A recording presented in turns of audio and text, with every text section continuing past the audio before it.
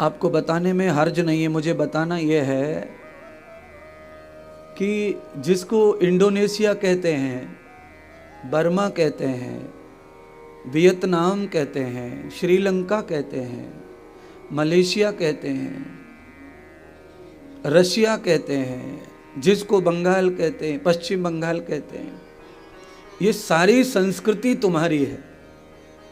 पर संस्कृति का लोप होने के कारण वहां से तुम्हारा भी लोप हो गया, वहां कोई नहीं रहा। दूसरे देश बन गए, दूसरी संस्कृतियां हो गई, दूसरा धर्म हो गया। इसलिए धर्म की रक्षा होती है संस्कृति से, संस्कार से। संस्कृति और संस्कारों का जब नाश होगा तो वहां तुम नहीं होंगे, फिर वहां कोई दूसरा धर्म होगा। कितना हिंदू का विस्तार, कितना लंबा चौड़ा हिंदू, कहां तक हिंदू बसा हुआ था, कहां तक आर्यों की संस्कृति, कहां तक, और हम कहां आ गए। कितने छोटा हो गया, कितना सिकुड़ गया तुम्हारा धर्म। अच्छा, तुम्हारा धर्म घट क्यों रहा है और बाकी धर्म बढ़ क्यों रहे हैं?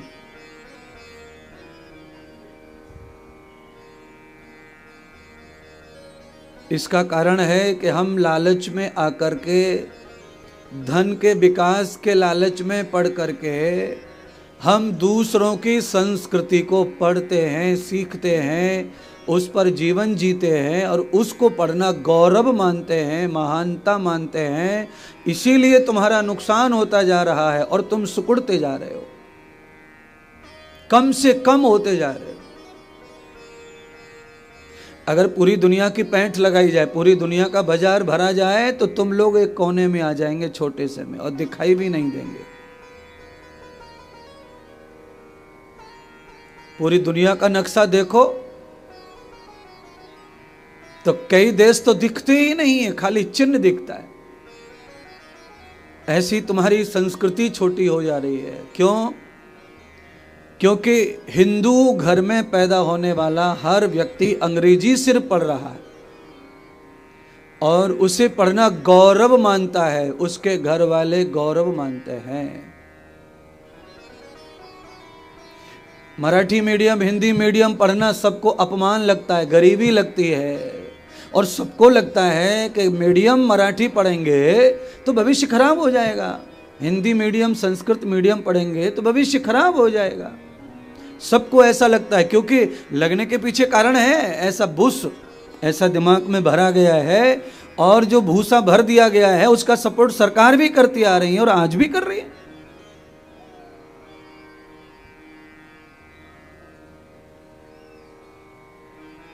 आज भी उसी को बढ़ावा दिया जा रहा है।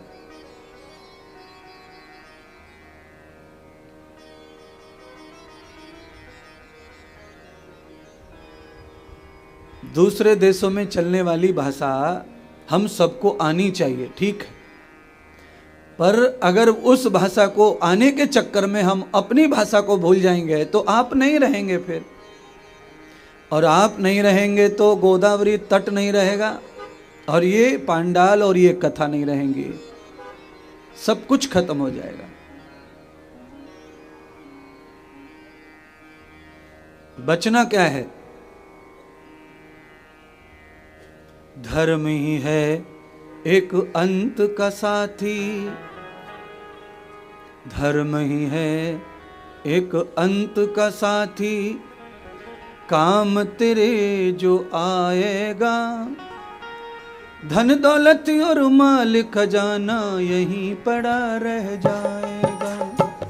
धर्म ही है एक अंत का साथी,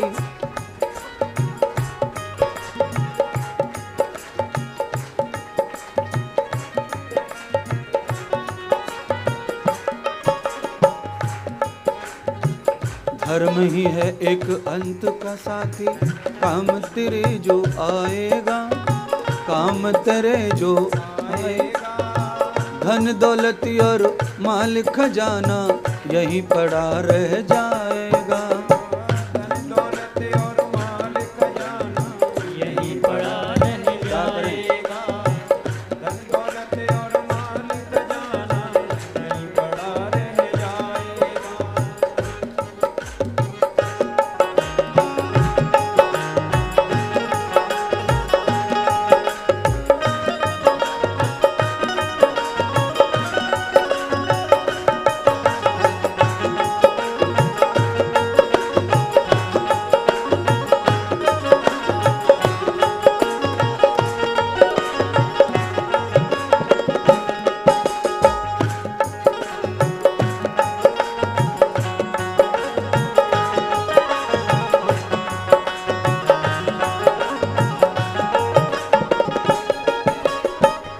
धन दौलत और माल खजाना यहीं पड़ा रह जाएगा, यहीं पड़ा रह जाएगा।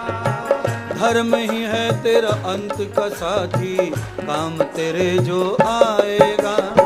धर्म ही है एक अंत का साथी, काम तेरे जो आएगा। धर्म ही है एक अंत का साथी, काम तेरे जो आएगा।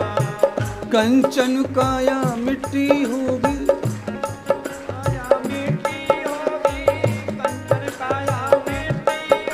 ऐसे गाऊं।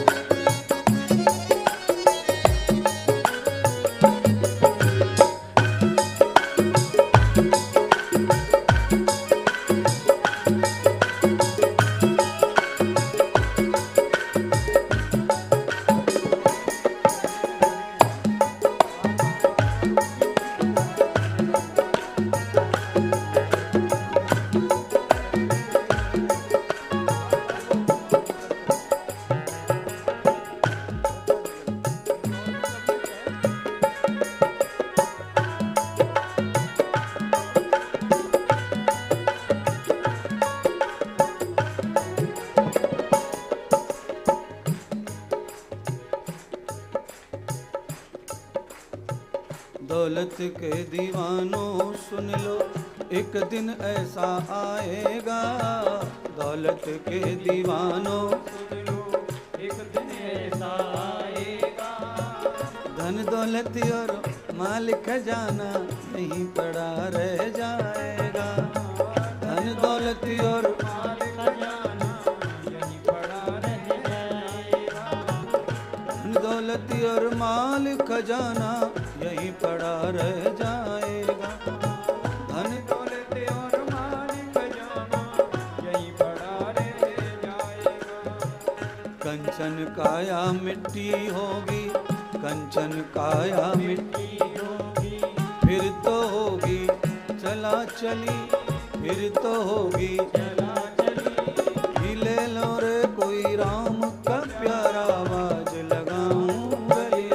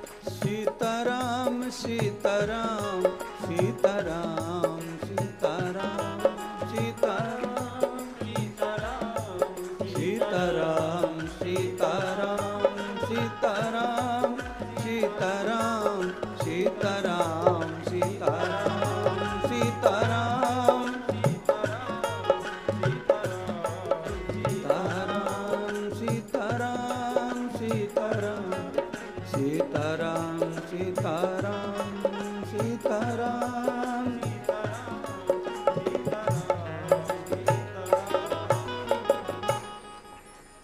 सतगुरुदेव भगवान की जय।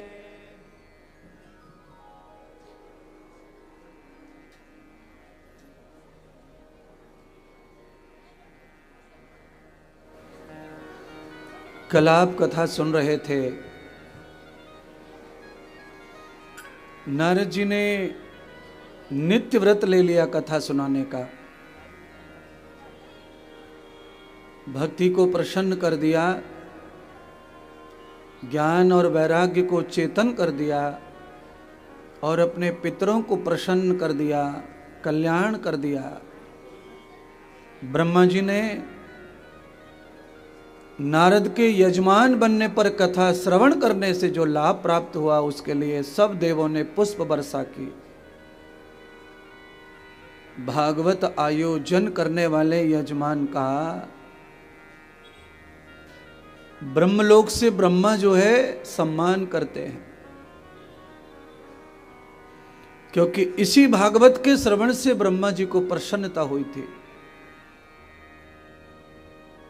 उनका आंतरिक जो क्लेह था, क्लेश था, वो नष्ट हो गया था और एक तरह की बीमारी होती है आंतरिक क्लेश। ब्रह्मा जी स्वस्थ हो गए तो नारद जी को भी पूरा विश्वास हो गया।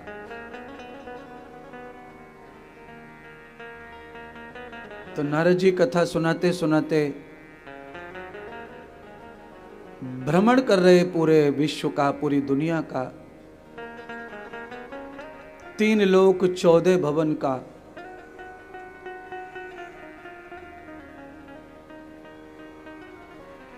अंत में नारद जी भागवत का स्वाध्याय कर रहे हैं वृक्ष के नीचे बैठकर जंगल में। वहां अत्रि देवश्रुतम न भगवते मैत्री रुद्र समंगते। मैत्री ऋषि अपनी पत्नी गार्गी को लेकर वहां उपस्थित हो गए और उन्होंने नारद जी को गुरु मान लिया और कथा श्रवण कराने की प्रार्थना की। नारद जी कथा सुना रहे मैत्री ऋषि को। कल कथा जब सुनी हमने थोड़ी सी, तो जब सूत जी सुना रहे थे सौनक ऋषि को, कथा नासिक पंचवटी तक आई। आप सुन रहे, मैं सुना रहा हूं, ये इसीलिए आई क्योंकि ये परस्पर एक दूसरे को कथा बांटी गई, सुनाई गई और यहां तक पहुंच गई। पहले कोई लिपि नहीं थी,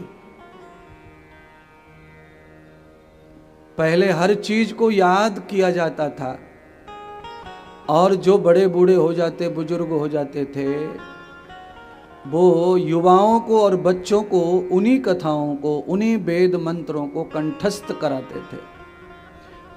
तो कंठस्थ करने की जो परंपरा है वेदों की, वो पहले से ही है और आज भी कराए जाते हैं। सारी पढ़ाई पढ़ाई जाती है, पर वेद का जो मंत्र है वो कंठ कराया जाता है। रुद्री जो है वो कंठ कराई जाती है, लघु सिद्धांत, कौमुदी, अष्टाध्यायी, ये कंठ कराई जाती हैं क्योंकि ये परंपरा प्राचीन है। जो ज्ञान कंठस्थ हो जाता है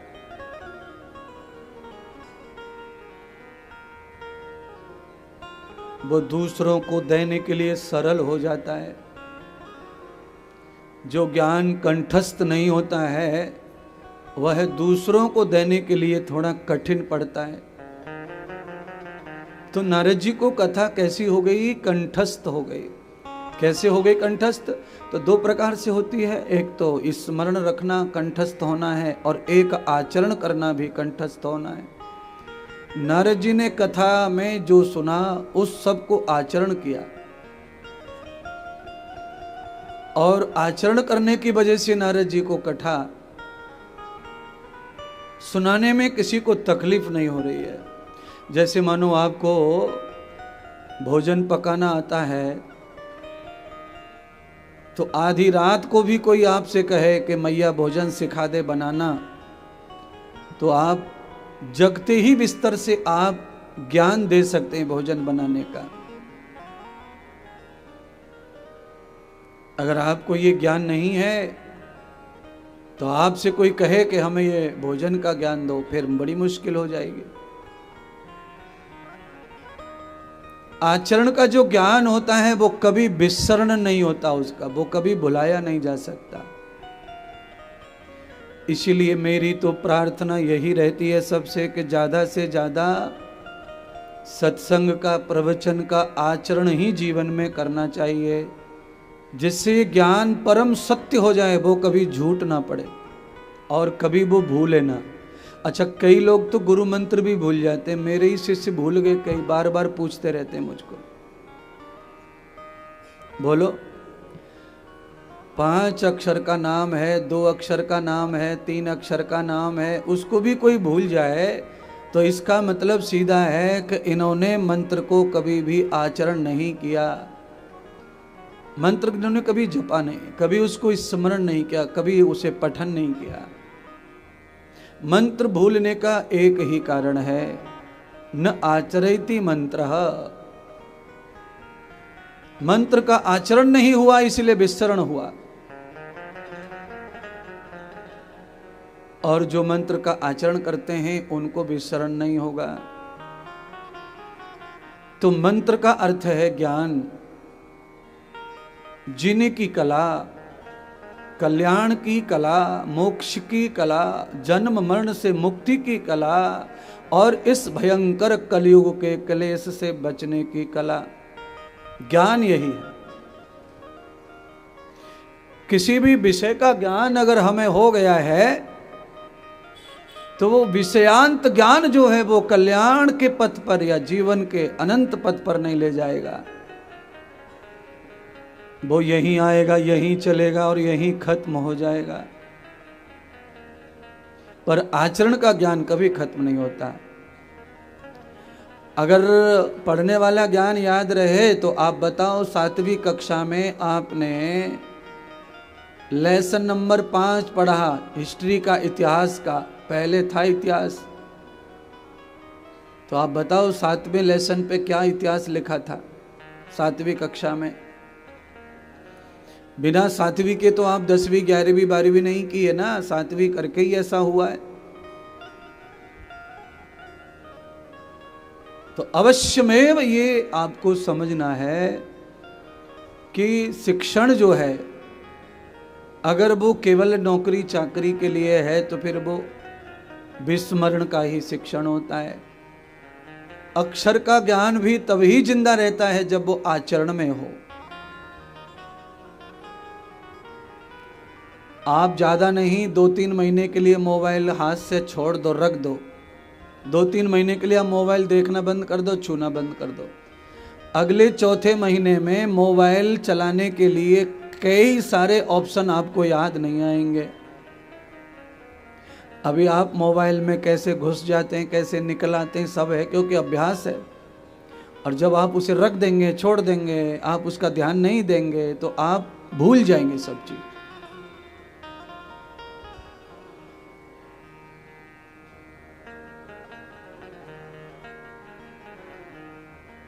अभ्यास से ही सब चीजें जीवित रहती हैं। तो हमारी संस्कृति का अभ्यास हमें होगा तो हमारी हिंदुत्व सनातन जिंदा रहेगा। और सारी दुनिया अपनी अपनी पूजा पद्धति को जिंदा रखने के लिए किसी को मारने में भी कम नहीं कर रहे, मार डालते।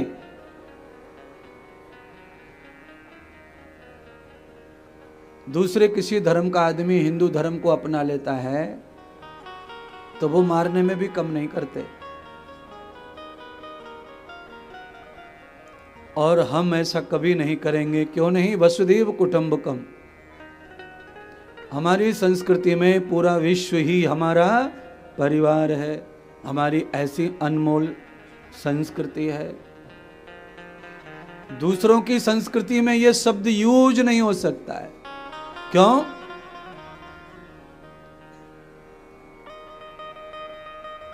वो किसी को अपना नहीं मानते, सारे ब्रह्मांड को अपना मानने वाला संस्कार केवल सनातन में है। आर्यों की, वैदिक धर्म की, हिंदू धर्म की परंपरा में है। इसीलिए हम लोग जो है चींटी को भी चुगाते हैं, चिड़िया को चुगाते हैं, बंदर को चुगाते हैं, कौवा को चुगाते हैं, कुत्ता को चुगाते हैं, सब कुछ खिलाते हैं, सबको पालते हैं और सबके पालने में हम पुण्य समझते हैं। है? अच्छा बोलो, हिंदू के अलावा आपने कुत्ते की पूजा कहीं देखी है? हमारे हिंदुओं में कुत्ते की भी पूजा होती है। आप कहेंगे महाराज हमने तो पता नहीं, आज ही समझ में आ रहा है कुत्ते की पूजा होती है। फागुन महीने में बासोड़ा आता, बासोड़ा, बासा भोजन खाते हैं और वो बासा भोजन उस दिन कुत्ते की पूजा करते हैं।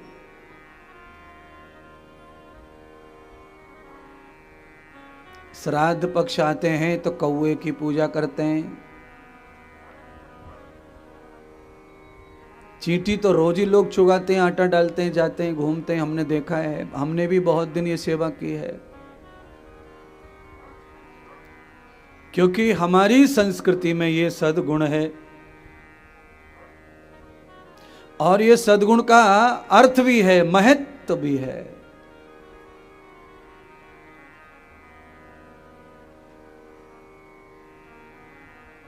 और ये महत्व केवल और केवल हिंदुओं में ही माना जाता है, सुनाया जाता है और यूज किया जाता है, आचरण किया जाता है।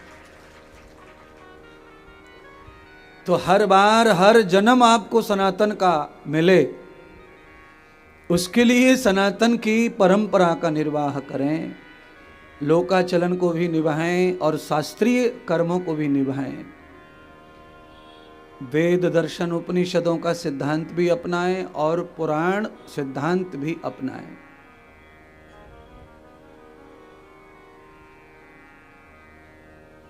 अनेक मतमतांतर हमारे हिंदुओं में भी पूजा पाठ में है, पर जो जो कर रहा है उसे करने दीजिए। आपको जो प्रिय लगे आप करिए, पर अपने समृद्धि के लिए, अपने सुख शांति के लिए करते रहना है। यह आवश्यक भी है, बहुत जरूरी है। सदगुरु भगवान श्री सूत जी ने, सौनक आदि ऋषियों को, नारद जी ने श्री मैत्री और गार्गी जी को पावन कथा श्रवण कराई और पावन कथा में भगवान श्री कह रहे हैं कि मैंने कथा सुनी,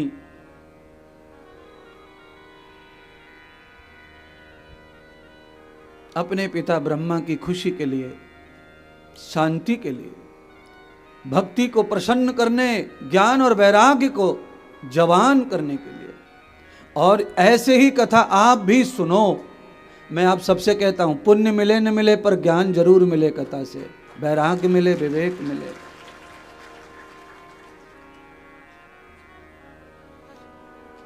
पुण्य किसी ने देखा नहीं है बंधुओं, पुण्य अंधेरे कोठरी में रहता है, किसी को नहीं पता पुण्य मिलता है कि नहीं मिलता है, कि होता है कि नहीं होता है। पर ज्ञान प्रमाणिक है, सामने दिखता है।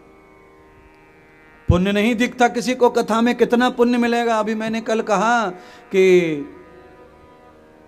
कार्तिक मास में कथा सुनो भागवत की, करोड़ों गुना फल मिलेगा। मैंने कहा, लिखा इसलिए मैंने भी कहा, मैंने थोड़ी देखा मिलते हुए किसी को। कार्तिक मास का महत्व लिखा है, वो पढ़ा है मैंने, इसलिए मैंने भी कह दिया। पर मैंने किसी को मिलते नहीं देखा है कि करोड़ों करोड़ों गुना किसी को फल मिला हो कार्तिक कथा सुन करके, तुलसी की कथा सुन के, सालिग्राम की कथा सुन के। पर ये लिखा हुआ है, परंपरा चली आ रही है, बहुत ऋषियों ने, पंडितों ने शोध किया होगा तब लिखा है ना। मान लीजिए पुण्य प्राप्त करोड़ों गुना हो जाएगा और पुण्य की वजह से हम संबद्ध हो जाएंगे, सुखी हो जाएंगे, पुनः जन्म मिल जाएगा, निरोगी हो जाएंगे, लंबी उम्र जिएंगे। पर जैसे राहु और केतु राक्षसों ने भगवान के हाथ से अमृत पी लिया, अमर हो गए, मरे नहीं, पर जिंदगी में वो देवता नहीं बने और न कभी जिंदगी में वो मुक्त हुए दुखों से। हम भी लंबे समय जी सकते हैं, पर लंबे समय जीने का मतलब ही नहीं है कब तक, जब तक हम कलेश मुक्त नहीं है तब तक। एक दिन की जिंदगी हो, एक क्षण की जिंदगी क्यों ना हो, पर जितनी मिली है उतनी आनंद से और भगवत भक्ति में कट जाए, बस ये सोचना चाहिए। ये मकान वो दुकान, ये आडंबर वो आडंबर, ये सब होने के बाद जिंदगी अपनी अच्छी नहीं कट रही है, तो फिर उस जिंदगी को जी के क्या करेंगे? मर मर के जिएंगे, क्या करेंगे?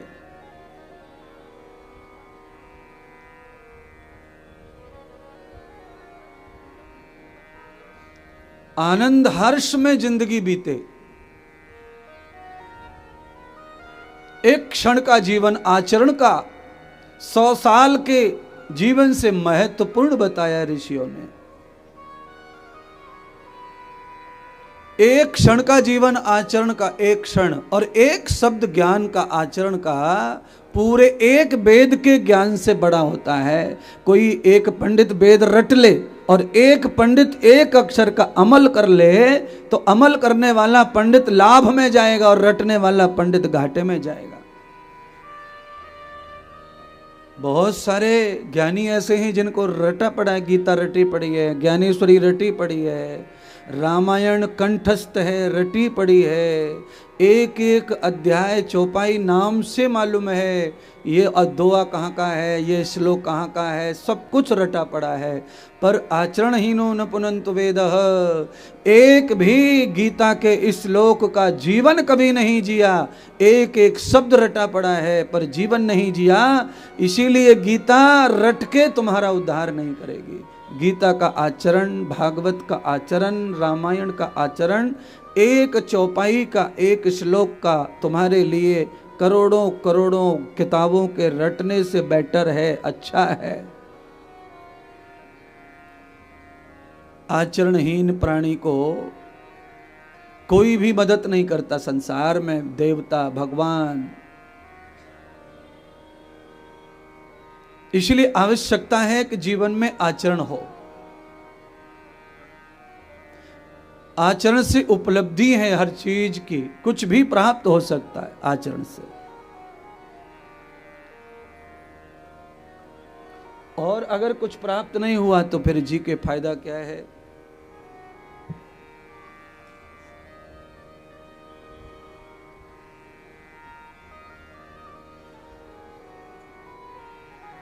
भागवत का जन्म कैसे हुआ, ये कथा सुन रहे हैं मैत्री ऋषि और सुना रहे हैं श्री नारद जी, सूत जी।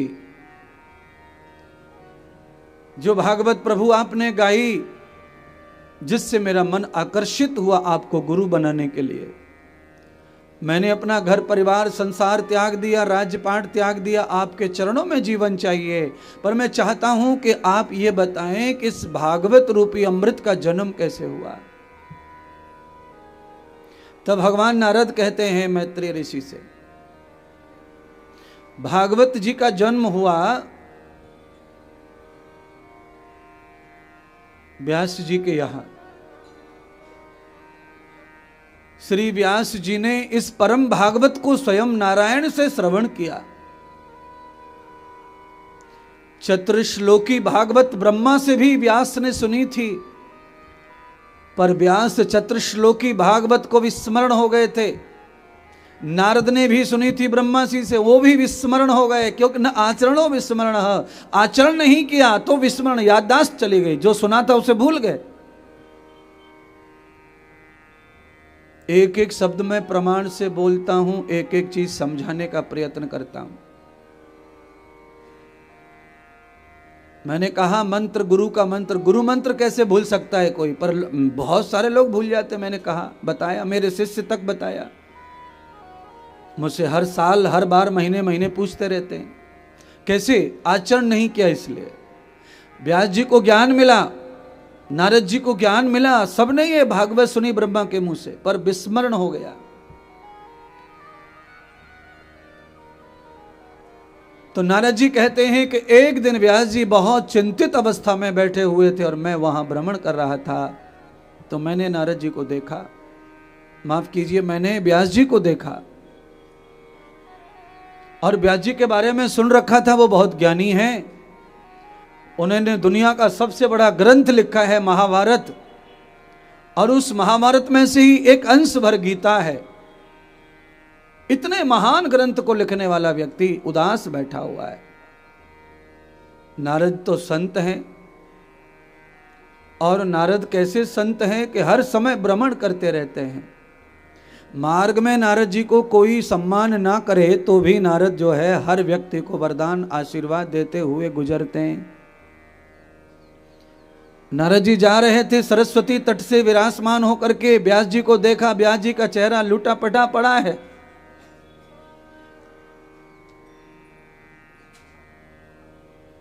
तो नारद जी ने पूछा,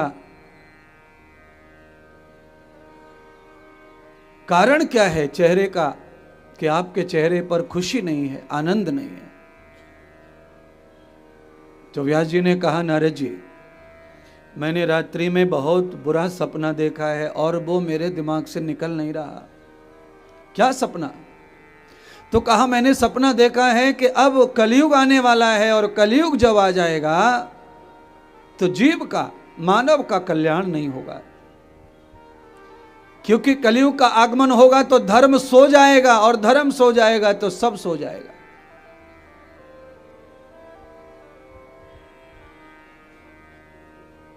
धर्म मरता नहीं है कभी, पर सुषुप्त हो जाता है। धर्म की भी अवस्थाएं, भगवान भी कभी नहीं सोते, पर वो भी सुषुप्त अवस्था में हैं। आज जागे हैं। पुराणों के अनुसार नारायण सो रहे थे 4 महीने से क्षीर सागर में। देवी भागवत में तो लिखा भी है कि भगवान इतने लंबे समय सो गए कि उनके कानों के मैल से ही दुनिया भर के राक्षसों का जन्म हो गया, भगवान को पता तक नहीं चला।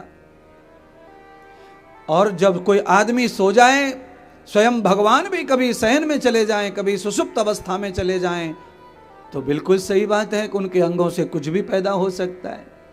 क्योंकि आपने देखा है कई बच्चे बिस्तर में पेशाब कर जाते हैं, और 14 साल के 12 साल की उम्र के। क्यों कर जाते हैं बिस्तर में पेशाब?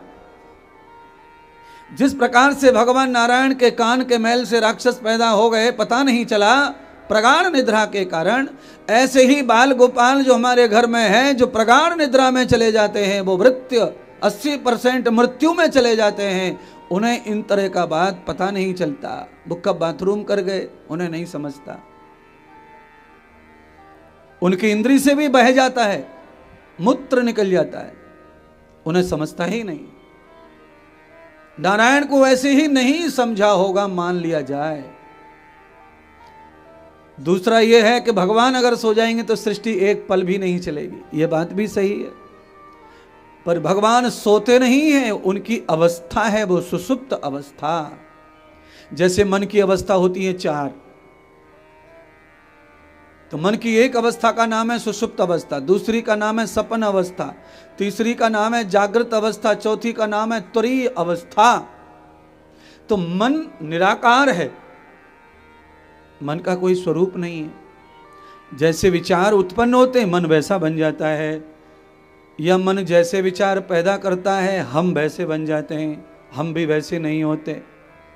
अच्छा बोलो, मां के पेट में से चोर कौन पैदा हुआ है? मां के पेट से चोर पैदा होता तो साथ में राइफल बंदूक चाकू सब लाता, पर ऐसा नहीं है, संभव ही नहीं। जब अवस्थाएं आती हैं,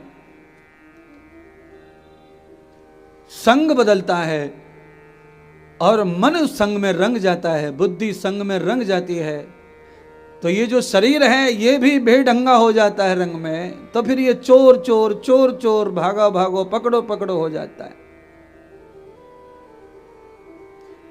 पेट में से कौन कथा सीख के आया, पेट में से कौन टेलर बन के आया है, पेट में से कौन मैकेनिकल बन के आया है? सब जानते हैं कि सब लोग इसी धरती पर आकर बनते हैं या बिगड़ते हैं।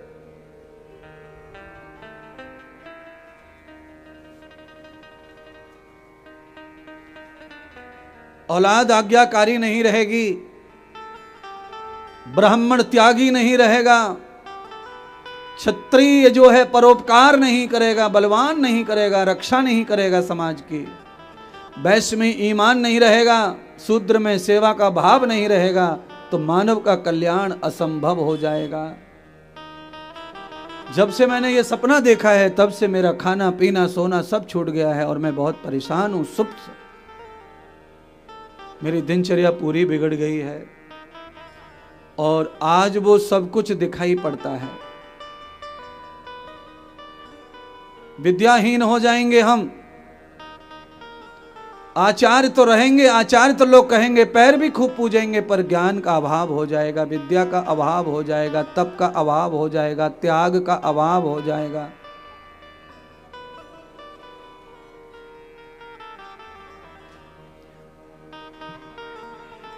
ब्राह्मण के रूप में अगर कोई फोटो पुराना दिखाया जाता है, दर्शाया जाता है, कहीं संकेत किया जाता है, मान लीजिए कोई भी ब्राह्मण के रूप में फोटो दिखाते हैं ना, तो उस ब्राह्मण के रूप में फोटो जब आप देखते हैं तो उसके अंग पर केवल एक ही वस्त्र होता है, धोती और जनेऊ और चोटी।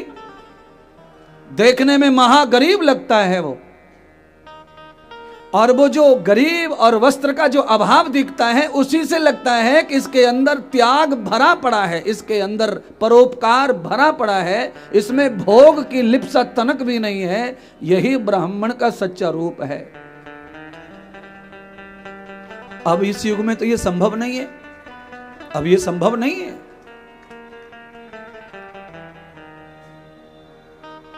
समाज को बचाने, देश को बचाने, राष्ट्र को बचाने के लिए, संस्कृति को बचाने के लिए लोगों के टुकड़े टुकड़े कर दिए, लोग टुकड़े टुकड़े हो गए। ये क्षत्रिय का फर्ज कर्म है, पर अब ऐसा नहीं है।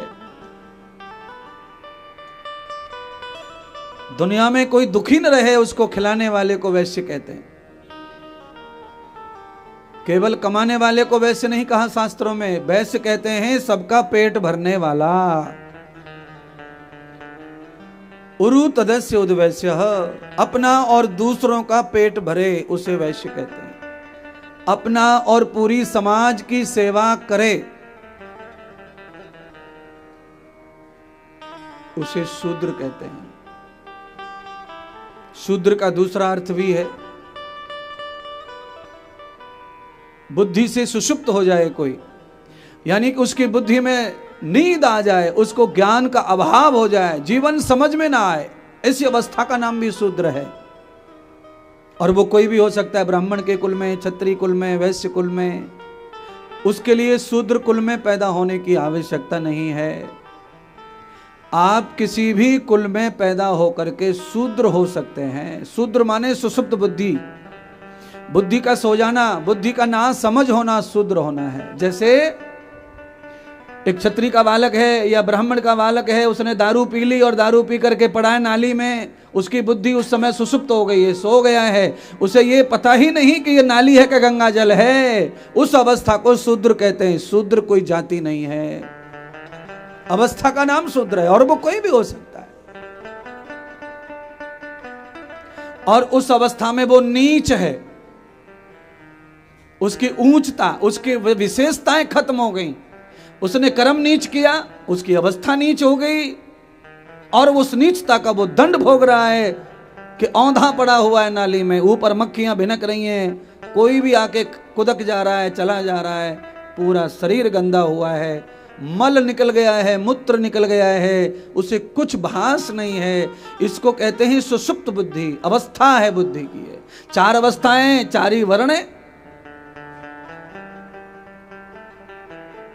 बुद्धि और मन से ही ब्राह्मण बना जाता है, बुद्धि मन से ही आदमी क्षत्रिय बन सकता है, बुद्धि मन से वैश्य बन सकता है, बुद्धि और मन के कारण ही शूद्र बनता है। और ये चारों अवस्थाएं आपके जीवन में आपके कल्याण के लिए हैं। ये कोई भी अवस्था खराब नहीं है, पर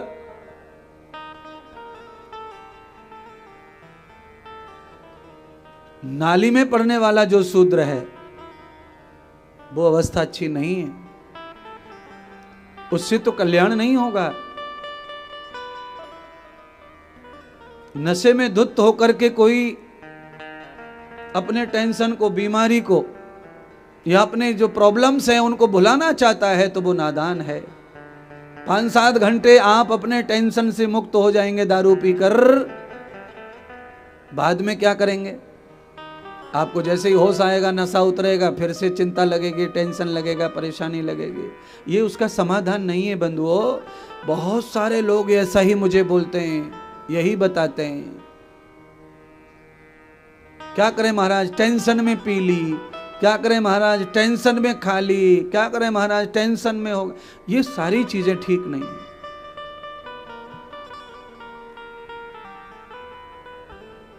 अपने दुखों से हम सभी दुखी हो सकते हैं, पर श्री व्यास जी भगवान अपने दुख से दुखी नहीं थे। उन्हें अपना कोई दुख नहीं था। उन्हें तो केवल ये दुख था कि कलयुग आएगा और मानव समाज सबसे ज्यादा दुखी और चालाक हो जाएगा। इस समय कितना चालाक है मनुष्य, अंदाज नहीं लगा सकते आप।